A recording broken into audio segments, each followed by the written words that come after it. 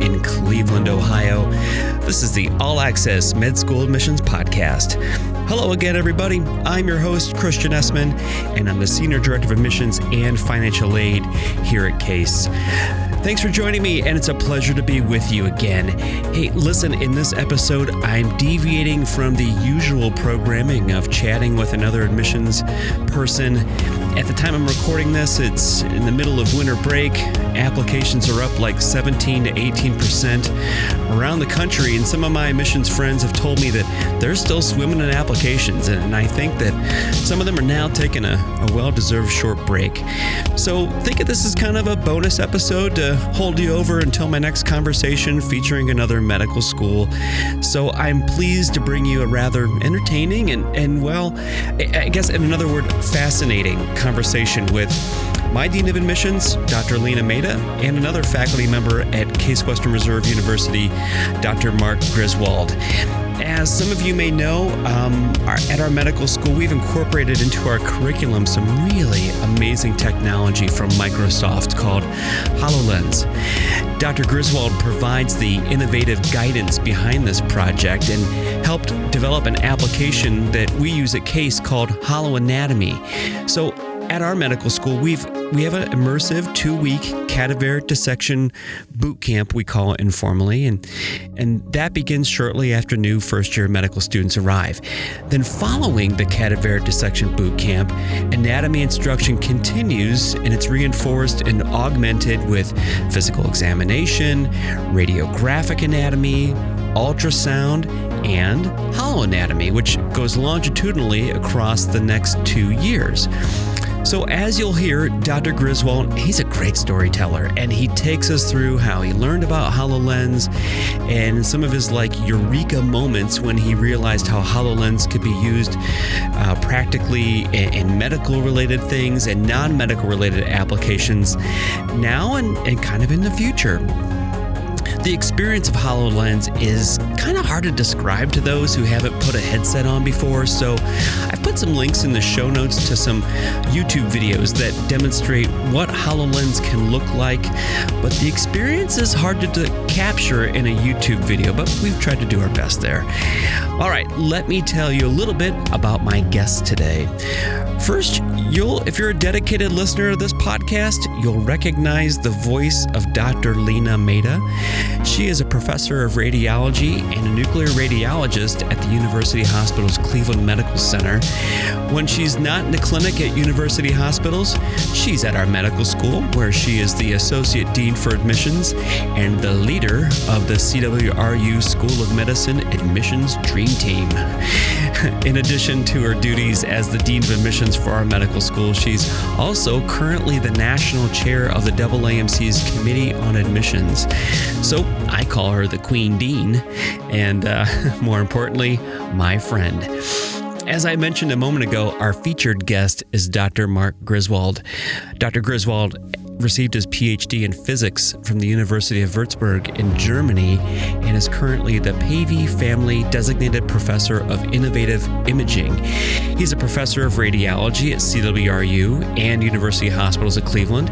He's the director of MRI research as well. He also holds secondary appointments in biomedical engineering, physics, electrical engineering, and computer science. Dr. Griswold is known for his research in developing fast MRI methods, as well as a highly quantitative and objective measurement of tissue states called magnetic resonance fingerprinting, which was actually featured in the Journal of Nature in 2013. More recently, Dr. Griswold has become known for his leadership as the faculty director of CWRU's Interactive Commons, which is an institute that focuses on developing inventive solutions from combining expertise from divergent fields. The Interactive Commons provides a structure, the personnel, and technology to bring people together, change perspectives, and solve big problems. The Interactive Commons features the Microsoft Hololens mixed reality headset, which is being used to teach courses and drive research throughout Case Western Reserve University and Cleveland Clinic. Dr. Griswold has been recognized for numerous achievements for his work in MRI and was also named a Nortec Inventor of the Year. And finally, he received the Case Western Reserve University Medal for Excellence in Health Science Innovation, which is one of the highest honors bestowed by the School of Medicine. Whew! The bottom line here is Dr. Griswold and Dr. Maida are two of Case Western's absolute rock stars, and I am thrilled to be able to bring this conversation to you that we shared together. So let's get to it. Well, hey, Dr. Griswold, Dr. Maida, it's great to have you here today. I'm excited to have this conversation with you about HoloLens. I think that's been the new thing that Case Western has implemented, and it's one of the exciting things happening at our medical school. So I'm grateful to have you here. Yeah, thanks for having me. Call me Mark, though. Okay. Thanks, Mark. Good morning, Christian. Dr. Maida. I'm glad. Hello, Christian. Considering that we work together every day, call me Lena. Okay. Thank you, Lena. You're welcome, Christian. Well, on our interview days, we talk about holoanatomy every day, and people are really fascinated by it, and so I'm glad that we can go right to the source of the brains behind this. So, Mark, can you just start us off by telling us how this partnership between Case Western and Microsoft began? And then how did you get involved in this? How did you get pulled in?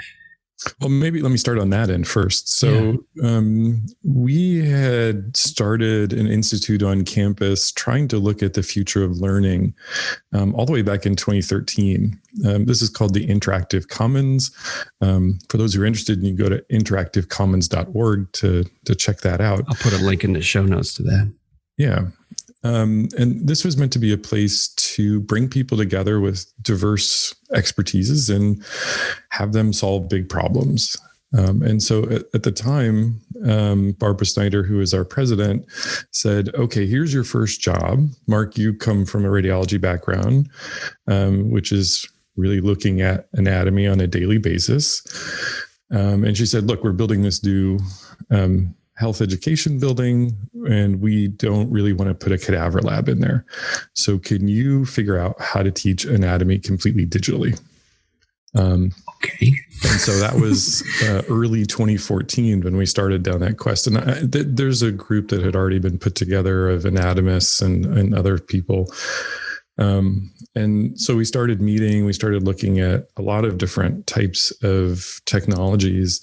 We looked at big touch screens, we looked at virtual reality, we looked at a lot of different tools, and none of them were really working that well, to be honest. They were okay, but when you ask the anatomist, how does this compare to a cadaver?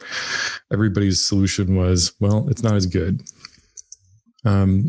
And so we were just kind of going along, trying to figure out what we were going to do. We had a 5-year timeline, so we thought we had plenty of time.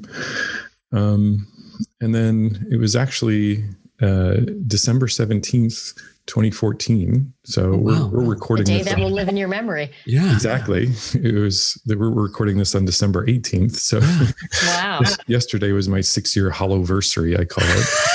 When so romantic. Okay. Yeah. But I was part of a team that got invited out to Microsoft to go see this super secret technology that they had there. We actually found out about this because of one of our advisors on the HEC, the Health Education Campus, was Craig Mundy, who was head of Microsoft Research at the time. And he heard about our project and said, hey, there's something out in Redmond that you should probably come out and see. So we all got on a plane and flew out there and had no idea what we were going to see. I actually had in my mind that we were going to see some sort of, virtual reality headset. And I have to admit that I get really motion sick in virtual reality. And so I was kind of dreading the trip. If you think back to Microsoft in 2014, it was really not viewed as a high-end company at the time. Everything was Apple. And so I'm just thinking to myself the whole way out there, I'm going to go see this bad VR headset made by a whole bunch of old white guys, and I'm just going to put it on and be motion sick all week. And so that was my expectation. So we went in there and landed, and it was late in the evening by the time we got there, but we had just got some food, and then we all had to sign this raft of papers to sign away our confidentiality. And then we walked across the street to the visitor center, and it turns out that the super secret lab where they were developing this new technology was in the basement of the visitor center, the one building at Microsoft that the public could get into. Oh, wow. So you walk through this like nondescript door, like literally just a random door into the basement. You walk down the stairs through another random door. Then there's the double lock door where they had to put their fingerprints on it, and you open it up, and then you're in the super secret lab. Oh my gosh. In the basement of the visitor center. In the basement of the visitor center. Center. Under people's feet. That's kind of poetic. It's like every spy movie. If you don't think about it, we don't know it's there. Oh, it looks exactly like that. It was just like nondescript door, and then, whoa, you're in this. The inner sanctum. Inner sanctum. And so they kind of had told us what we were going to see. And there's an expletive that was in my head that was like, no, that's not going to happen. And so we went downstairs, and they put this thing in our head. And I'll still remember the first demo that we did. For me, it was basically transporting me back to Rome around 2000 years ago and taking me to a gladiator fight in the Colosseum. And you could look around, and you could see the people sitting in the audience, and you could look up, and you could see the fabric shades that were there, and walk around and see what was there. And you just immediately, could understand what was going on. Did you get sick to your stomach? No, not at all. Wow. I want to do that. Can we get that as an accessory package for the School of Medicine, Mark? Yeah, so that one's still out there. So that became actually an app that you could download on the first version of HoloLens. It was called HoloTour. Huh. Wow. Okay. The other demo that really just changed my mind was being on Mars. So they had taken 3D data from the Curiosity rover and put this in HoloLens.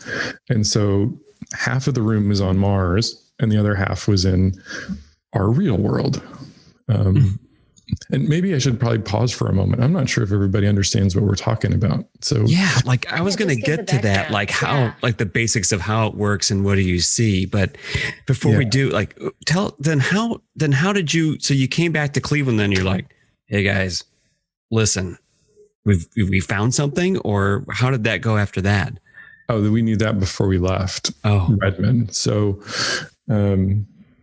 we went through these series of meetings, and by the end of the second day of us being there, we had already described the kind of the basic outlines of the partnership. Microsoft realized that this was a really interesting use case for this completely new technology, and we recognized that this was going to answer all of our problems, potentially. We still had a lot of work to do. And so we left flying home, with a mission. I remember landing into our holiday party and telling Jeff Dirk, who was our dean of engineering at the time, that this thing just changed our lives. And, that was 6 years ago. And I still believe that today. How did you feel? Can you describe how you felt with this discovery? Oh, I mean, after just coming out of the first demo, I felt like my whole entire world had been upset. It's not just a little change in perspective. You just feel like everything is unsettled because you just opened up, your eyes to this completely new world of possibilities that you just never thought was going to happen. And that continues to happen today. It's like 6 years later, and we still have the same feeling of like nearly weekly something in our world being completely upset, and potentially in a great way, but certainly disruptive. And I just remember kind of being overwhelmed after the first few minutes. I remember Sue Workman, who's our head of UTech, or the IT group here. She had gone in and she came out, and the first thing that she said was, "You just changed my life," to the Microsoft people. And I think that feeling just continues today. We're doing, this is maybe jumping ahead a little bit, but we're doing things in, art history and museums and physics and engineering. And every time we do something, and we're successful at it, you immediately see just decades of change that are coming after. It's not small changes. Wow. So let's get to describe to us, like, for people that have not put these headsets on, how do you describe it to people? And what are the basics of how it works? Sure. So this is a headset that you put on. On the outside, it looks a little bit similar to a virtual reality headset, but in virtual reality, you're completely closed off. You have this opaque display, and all you see is the virtual world. In HoloLens, it's what we call mixed reality. So it's a transparent display that superimposes digital information into the real world. And it's completely self-contained. So you put this thing on your head. It looks a little bit like a helmet with just a visor that comes down in front of your eyes. And when you look around the room, you see digital things that aren't there in the physical world. So it could be, an anatomical model like what we do in holoanatomy. It could be an ancient church like what we're doing right now in art history. It could be a physics experiment that's in front of you. And you can walk around it and you can manipulate things just like things in the real world, but they're all digital. They're not really there. I can't help but think of some of these applications in our current COVID world where we're unable to travel and unable to experience the richness of life that we're all missing out on, how this would translate to helping fill those gaps down the road and today. Yeah. And that gets to the crux of how this is really different, because once this thing is transparent, the way that we look at this isn't just as a display. It's not just like another monitor or something. The real power of this comes when two people do it. When two people are in the same room and they see something digital in the same place at the same time that they can point at, they can reach out their real hands and point at, that's a completely new way of interacting. So we view this as a new communication medium. And then, so we can communicate about a digital thing in 3D in the room with us in a completely new way. So, we're talking about anatomy today. If I can bring a digital heart in front of us, and I can point at the aortic valve, and Christian and Lena, you guys both see it in the same spot. Now we can have a conversation about it. And with no delay, really no delay, we're just focused in and learning about this aortic valve that's not really there. And it's that kind of power that we're using to teach. Then what we've done in the last year, to get to your point, Lena, is this also works remotely. So as soon as you have this information digitally, I can also transport some version of myself using this technology. So I can be and feel present with somebody else, even though we're thousands of miles apart from each other. And we can still feel like we're standing in the room together, and we can still feel like we're talking about the same digital information. And And so for a teaching and learning tool, it's amazing. I can't say it any other way. So the headset has speakers in it so that you could hear. And does it have a microphone too, so that you can communicate two-way? Yeah, it actually has multiple microphones and multiple speakers so that you actually hear things from where they're originating from in your digital room. So for example, this semester and last semester, we taught anatomy online remotely from all over the US. And there are times when we're using our online tool that there could be somebody behind me. And when they speak, I hear exactly where they're coming from. So I could turn around and look directly at them, or I could know that my colleague is to my right side or to my left side. Even though they're in their house, I know where they are in my house. Yeah, 1,000 miles away. Right. And, it's this, there's a lot of philosophical questions that come up in these kind of discussions. We could ask the same, and even the Zoom meeting that we're on today, this podcast that we're on, you could ask this question of where is this taking place? Right? Where is our meeting taking place today? We're not in a studio. We're in 3 places, but we're at the same place too. Right? And now imagine if I could high five you digitally, right? Oh I know that your hand's up and I'm going to go give you a high five digitally in some space. Where is that high five taking place? And I don't think we have good language for this right now. Is my point. So think about this. Even the societal implications of this could be so great. In UK, there's a movement with the National Health Service to help elder patients or elderly people who live home alone in complete isolation. Yeah. So, even some of the societal implications of this are just so far reaching and wide ranging. Right. So let's go down that thread just a little bit, because I think that's one of the things that's on my list of to-dos right now, with a colleague of mine actually in Australia who I haven't gotten to see in person for a while. And so I'm going to credit her with this. So Lynette Walworth is her name. She actually is one of the most amazing documentary filmmakers that's out there. She actually just won an Emmy for, she does a lot of virtual reality films, and she just won an Emmy for a virtual reality film covering, she focuses a lot on kind of forgotten people, and that ends up being a lot of discussions around Indigenous peoples. And she and I were talking about the tragedy of the current times and the fact that so many people are suffering in hospitals alone, dying alone, and they can't see their family can't be with them. That's really what started the conversation, but then it extends to exactly what Lena was saying. We have all of these people, in particular our older population, are just stuck at home, no contact with anybody. And so Lynette started this conversation around, what can we do about that with this technology that we've got?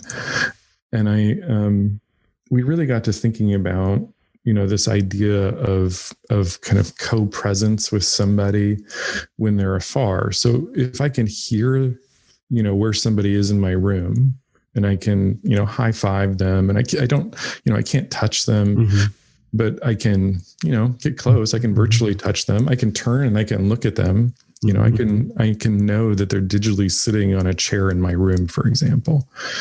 What would that do to, in particular, our elder population? Like, I know, my mom just wants to sit and watch TV. And if she knew that I was sitting over on the couch with her watching TV, it would make her so happy.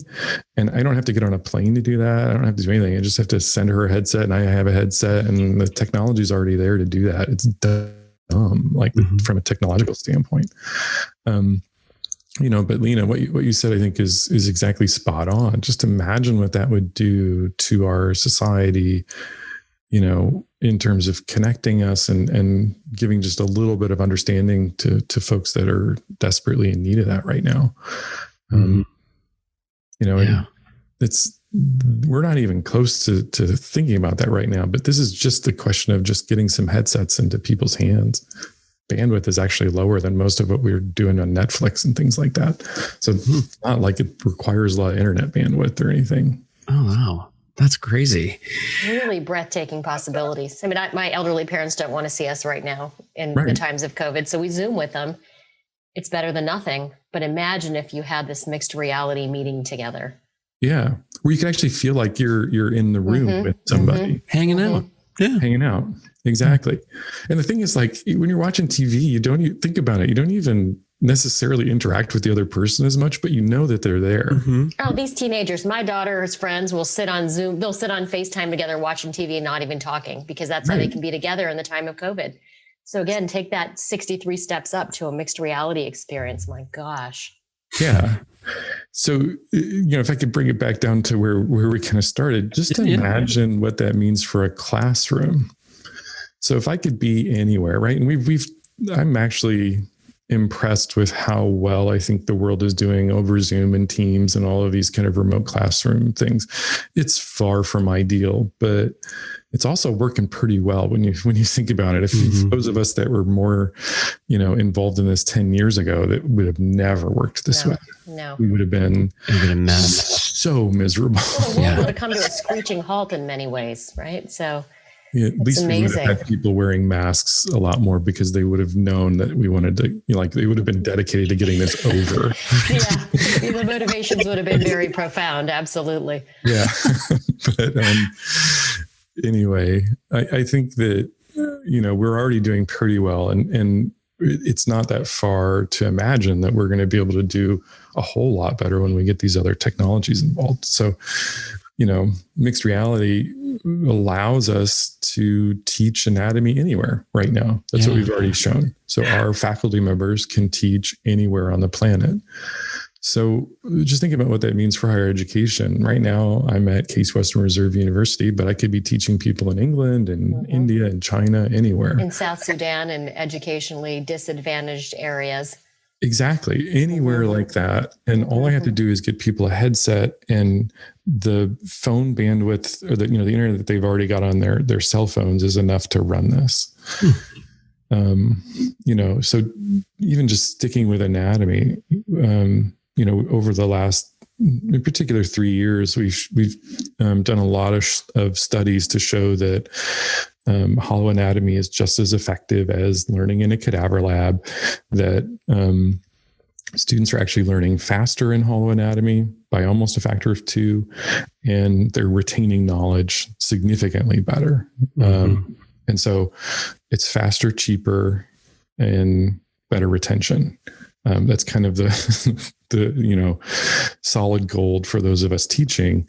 But then what we've shown since COVID started is that we could also do that remotely. So 58% of our students, when given a choice head to head, do you prefer in class or remote? 58% of them said, I prefer remote learning. And a lot of that comes from the fact that they have their own device and they can, study whenever they want, and they've got a little bit more space. But that tells me that we've got something really effective that we could do anywhere.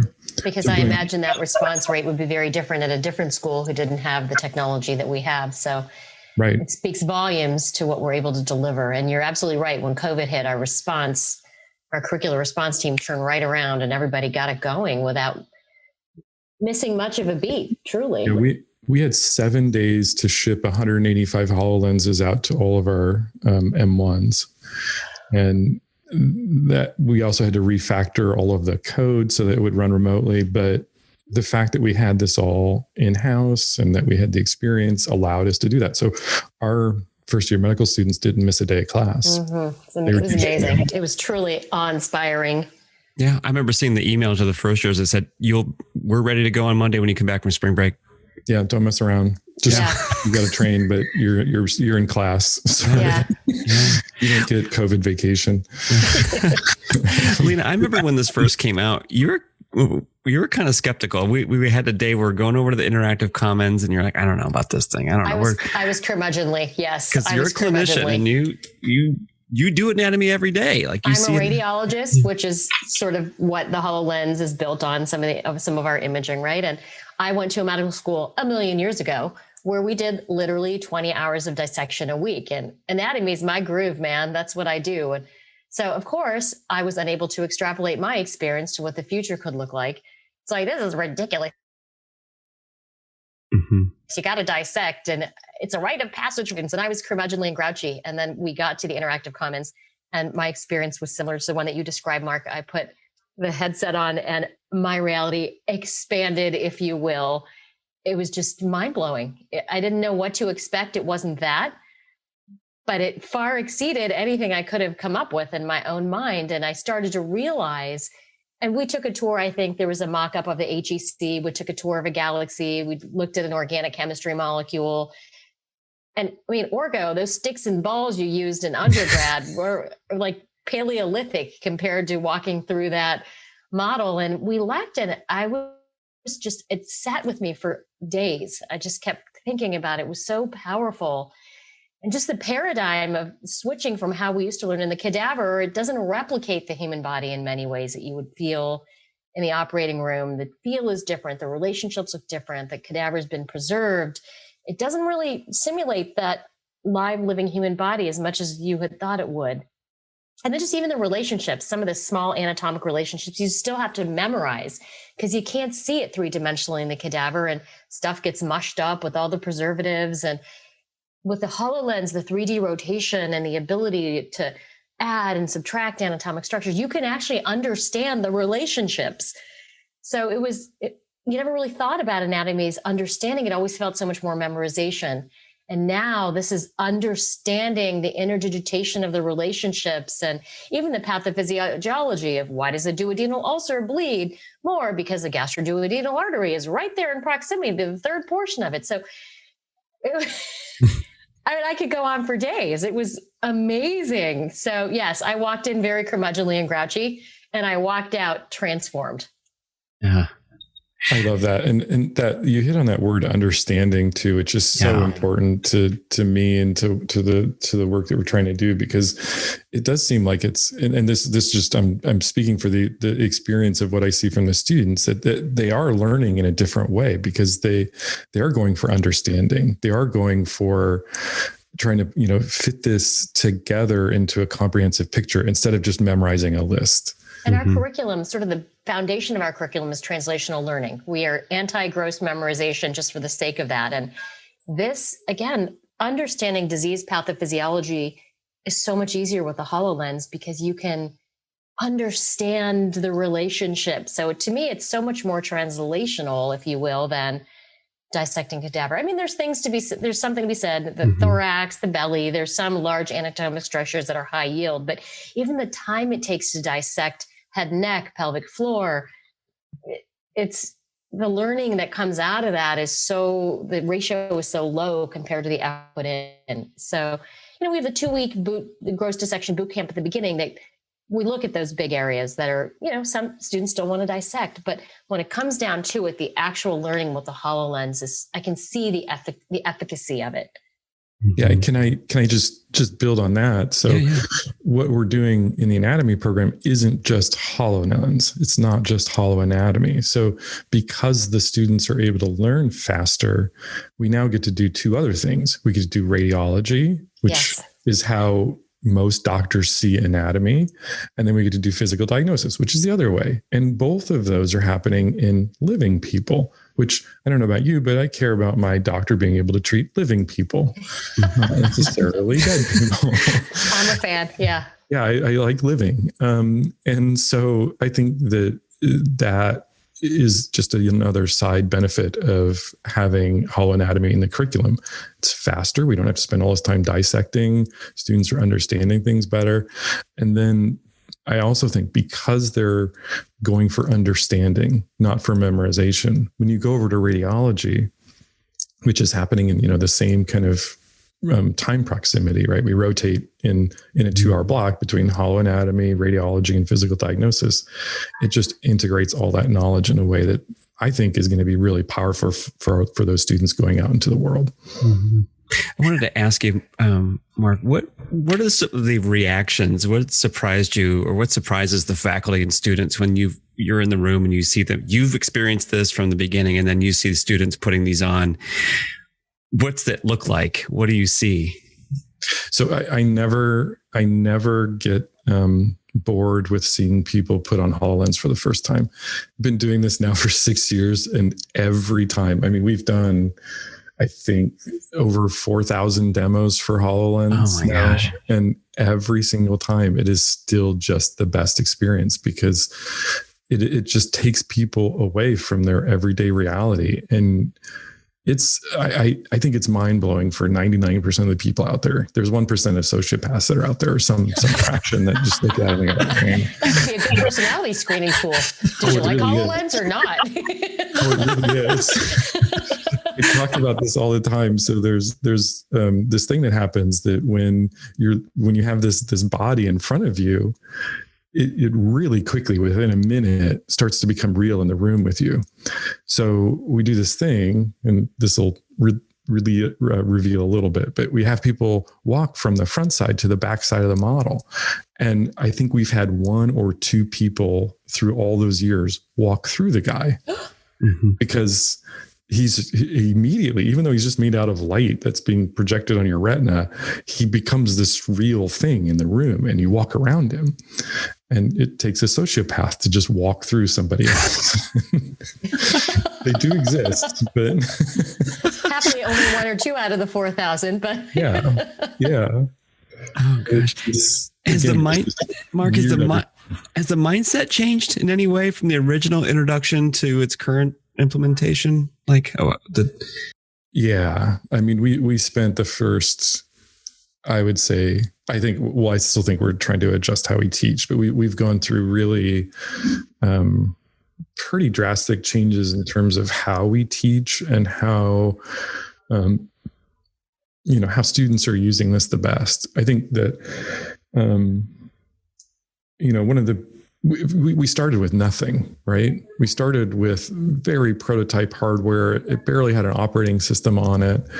And we had to figure out how to teach with this thing. And so we made some pretty drastic choices at the beginning to limit flexibility and limit freedom and kind of lock everything down. But I think that we've settled on, kind of 2 modes of teaching that seem to work pretty well. When we're teaching in person, we teach in pods, similar to like what you would do in a cadaver lab at the end of the day. But we also go back and forth between teaching in pods and teaching everybody together. So we can have 50 students standing around a model. And that flexibility is something that you don't get in a cadaver lab. We have a demo that we've done where we have like a 30-foot spine in the room. And it's a powerful learning opportunity for the students. One of our biomedical artists describes the fact that because it's so big, everybody takes it as important, and students are actually really paying attention, and they learn, and then they go back to their own little pods, and now everything makes sense again. So I think that just that flexibility to give people, these choices. We also have a new kind of beta feature that we're testing right now with some of our partners. Once you see this thing, everybody wants to reach out and touch the hologram and grab it and manipulate it. And there's a whole bunch of technical reasons why that's hard, and a whole bunch of pedagogical reasons why that is really difficult. So if I've got 50 students in the room, who's allowed to touch the model and who can manipulate it and all of those kind of things. But we have a new thing that we're called magnifying glass that allows you to take a fraction of the anatomy out into a separate little ball that you can hold and manipulate. So you can just reach out and grab it and turn it around. Oh my gosh, it's a haptic. So it's not haptics, but in the new version of the HoloLens, it's tracking all 10 of your fingers all the time. So you can reach out and grab something and move it around. And it's really powerful. Oh my gosh. Wow. That's insane. In a good way, in a non-psychopathic way. Yeah. It's really, so we don't really know how to use that right now. Yeah. It's a super powerful tool. And I think, we've had some good responses, let's say, but we're still trying to figure out what's the best way to teach 50 kids at a time with that. How can we make sure that they're all seeing the same thing? Does holoanatomy teach just normal anatomy, or do you incorporate some pathophysiology too, or abnormal anatomy? Yeah, right now it's just normal anatomy, and that's primarily because of the way we're teaching. So we think of holoanatomy as kind of a textbook, and you're going to learn all your normal stuff, and then you go over to radiology or you go over to physical diagnosis to see the abnormal stuff. Okay, because it's just simply going to be represented better there. That makes sense. And there's a lot of technical reasons why we can't just take radiology scans into holoanatomy. Just we're already using about 95% of the total resources on the device just to do the normal anatomy.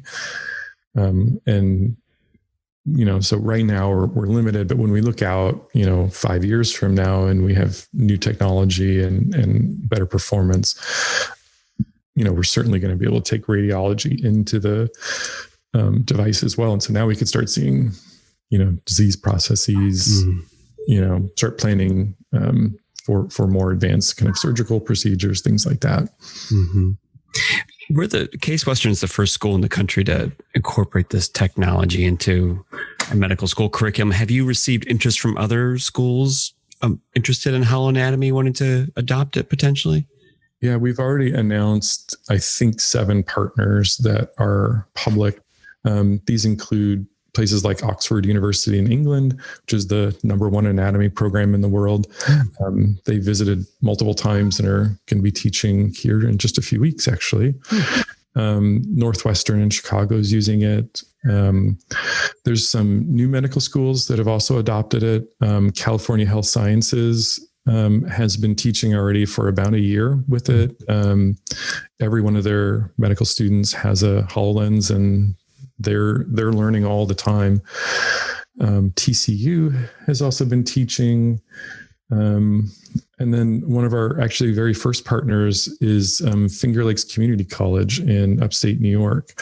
They've been teaching their kind of young health professionals this. And our partner over there, Christy Parker, is just an amazing educator who inspires me all the time. And when they started teaching with holoanatomy, they actually were able to kind of do a controlled group. So they had one class that was learning just normal and, an old-fashioned way, let's say, and one class that was just being supplemented with holoanatomy.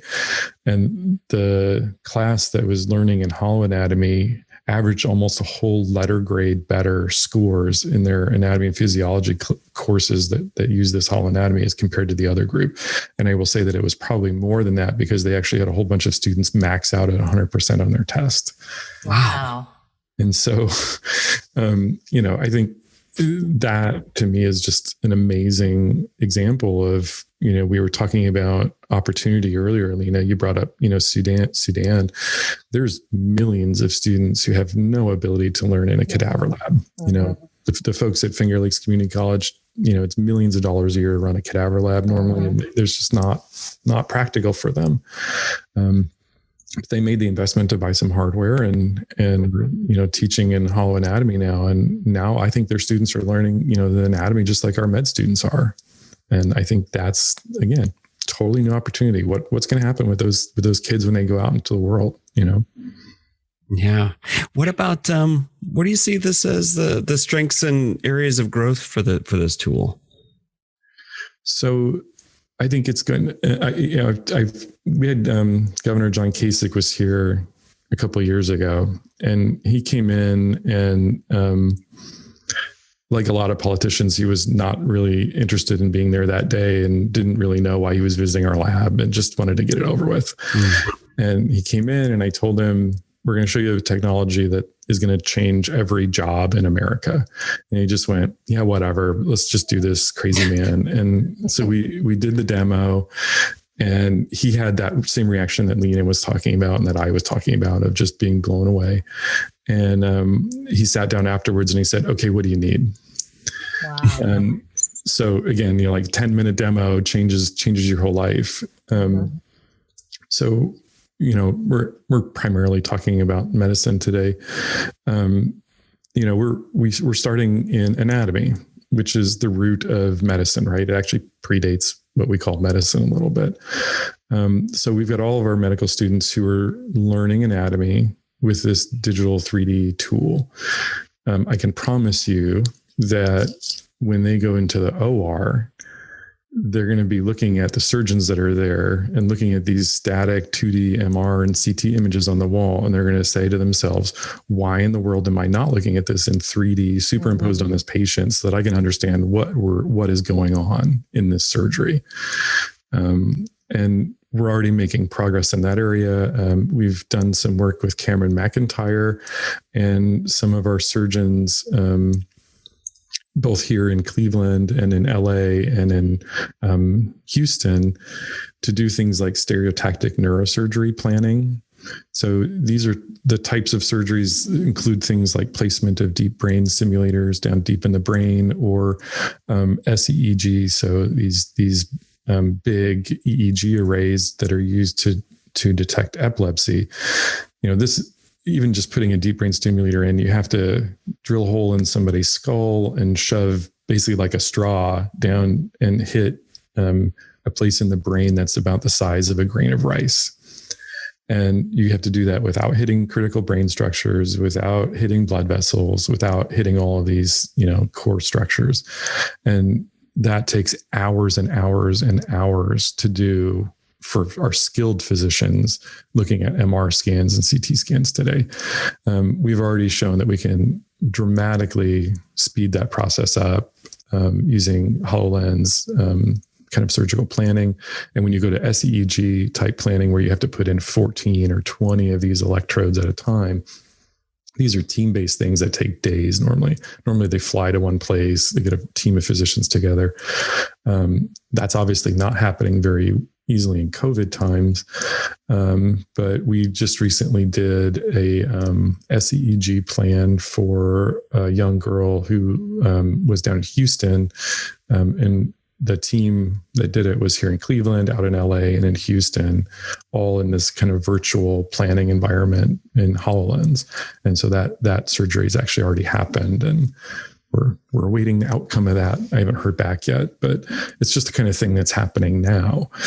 So again, when you think about this as a communication medium, what's happening there is that five physicians are getting together from across the US and planning how to do this surgery.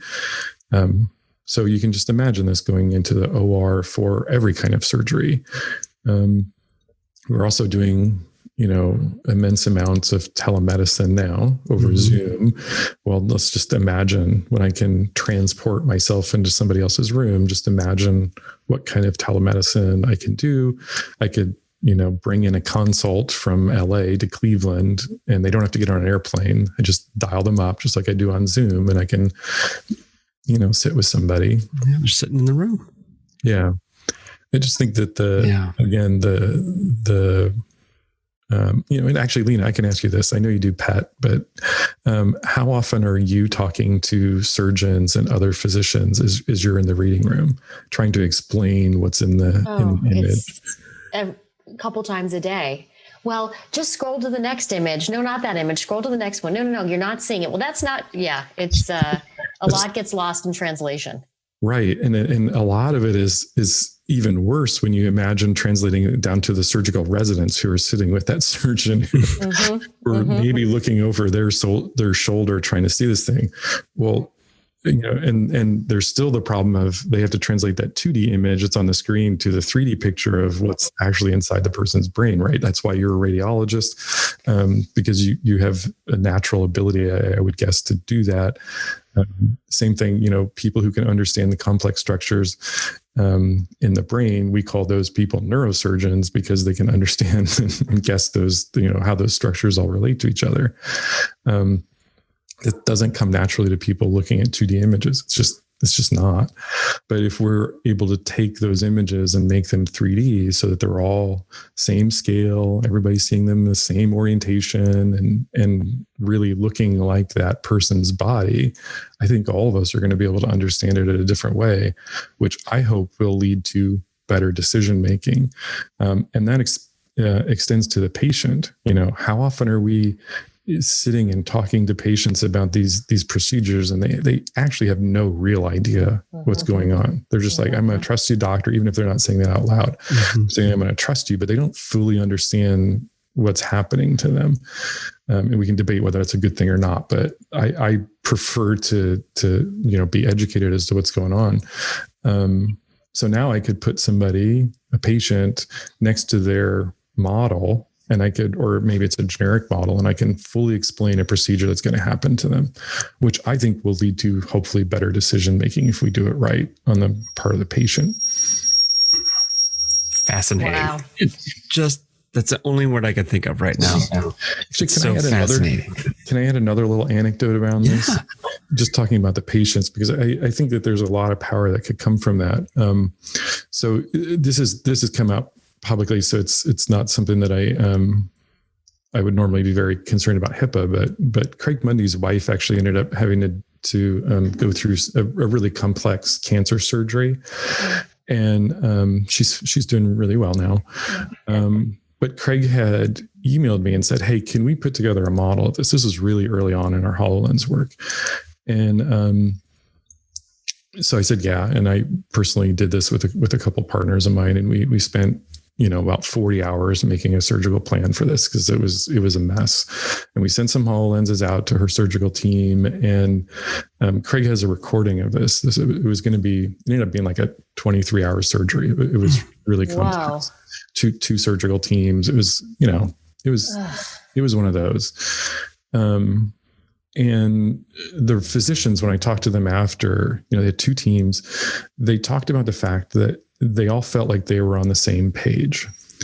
And so when it came time to hand off and everything, they all felt like they had much more confidence as to what they were doing than an average surgery. But the other real benefit was actually what happened to Craig's wife, Marie. So you can imagine staring down that kind of surgery, you're terrified. Mm-hmm. And she didn't know, she thought she was going to lose her life. It's that simple. But we sent the model out there, and Craig started showing her models. Like, this is what's inside your body. This is what's going to happen. And Craig described it that she just started to calm down, and she actually ended up inviting her friends over, and she was showing her friends her model and talking about the surgery.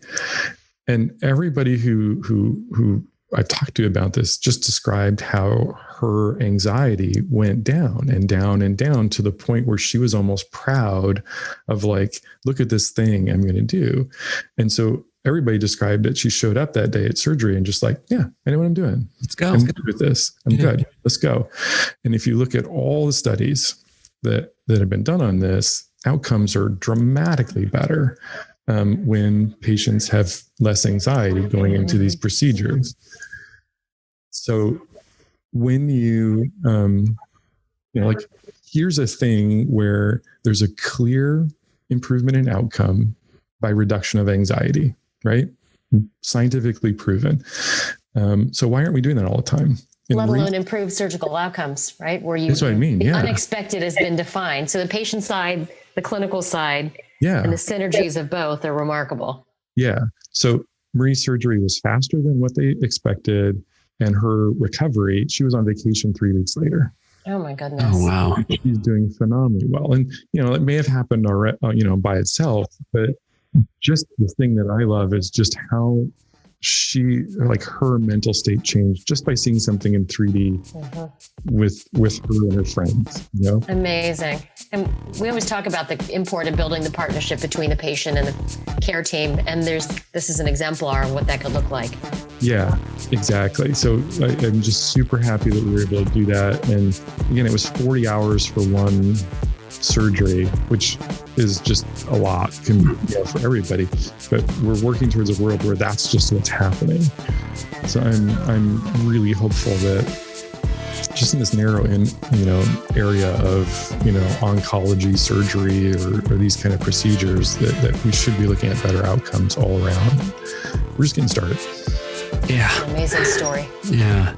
I mean, I wish people were seeing each other on Zoom and people are listening to this on a podcast, but the whole time I've just been shaking my head, just Me like, too. this is unbelievable. Or maybe my jaw back up. Yeah. This is just unbelievable stuff. It's just amazing. And gosh, man, it sounds like you're the tip of the iceberg in some ways on some of these things. Yeah, and I just feel unbelievably fortunate to be able to do this here. I just want to say that we have this university that is really forward thinking and has supported this, where other institutions have looked at this and gone like, oh, that's too futuristic. That's too much of a change. I'm really proud to say that our university stepped up really early and supported this in the way that it needed to be supported. And I think we're now seeing the outcomes of that. I think that we're set up to really lead the world in this area, and I really can't wait to see where we go. Just feel super fortunate. Totally. It's amazing. Well, we're fortunate to have you, Mark, with your vision and drive and ability to think so creatively and outside the box. Well, I also want to say very clearly too that this is a really team effort, and Suish Baratz is our head anatomist who's contributed more time and energy and gray hairs than I can ever imagine. There's a whole team of anatomists and programmers and artists who have done this, and I'm just the guy who can talk on a podcast, but the real work. You do a good job with that, though, I have to say. A little bit of practice. Oh man. Well, Mark, I'm going to wrap it up here because I know you have other things to do. You're a busy person, and we're going to say goodbye. But thanks again for carving out a little time in your schedule to share with us all these amazing things that you've put together and you can see coming down the road with Holonatomy and Hololens. It's been awesome. Well, thanks for having me. Thanks for doing what you do. And can't wait to see where we go from here. Definitely. Stay tuned, folks. Thanks, all right. Mark. Thanks. See ya. Thanks.